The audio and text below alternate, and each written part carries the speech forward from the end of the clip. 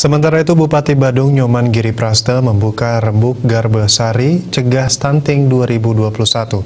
Rembuk dilaksanakan secara offline atau tatap muka, diikuti 50 peserta, sedangkan yang lainnya mengikuti secara online atau virtual.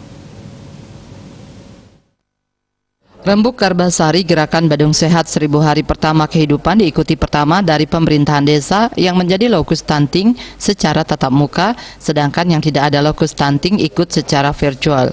Yang kedua diikuti camat dan ibu-ibu PKK Kabupaten Badung, dan yang ketiga diikuti OPD yang terlibat penanggulangan stunting serta tim konsultasi INAI yang terdiri atas Bangda dan Depdagri yang nantinya akan memberikan masukan tata cara penyusunan program penanggulangan stunting. Ketua Panitia Wayan Darte mengatakan rembuk diadakan sehari dengan memberikan materi yang pertama perencanaan penanggulangan stunting dari Bapeda. Materi kedua penanggulangan stunting konvergensi oleh Dinas Kesehatan, dan materi ketiga prioritas penggunaan dana desa untuk penanggulangan stunting oleh pemberdayaan masyarakat desa. Pada hari ini yang ikut secara offline itu sekitar 50 orang ya, dari berbagai desa dan camat dan OPD dan dari panitia. Kemudian yang dari offline, yang dari online yaitu sekitar 80. Apa yang dilakukan untuk materi hari ini? Bupati Badung Nyoman Giriprasta menyampaikan berkomitmen Peraturan Presiden Nomor 42 Tahun 2014 tentang percepatan penanganan gizi secara nasional di wilayah Indonesia.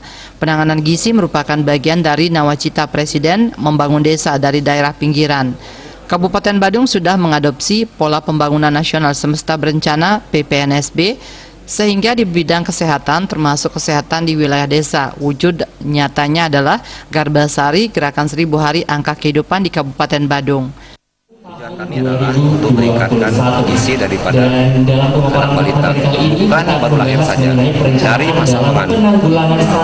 Dari masa kandungan ini sudah ada sebuah pendataan, sehingga bagaimana cara duduknya, bagaimana olahraganya, dan bisa untuk dilakukan juga kontrol dilakukan oleh warga kami di Kabupaten Badung ke rumah sakit Mausada misalkan untuk melihat USG-nya.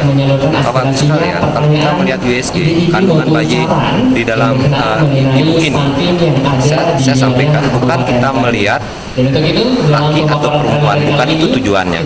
Tujuan kita adalah bagaimana kita melihat posisi bayi itu dan bagaimana kita melihat juga kesejahteraan daripada bayi yang ada di dalam rahim itu sendiri.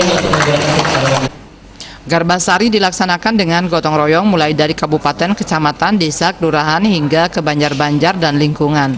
Tujuannya adalah meningkatkan gizi anak balita, bukan saja dari mulai lahir tetapi juga saat masih dalam kandungan.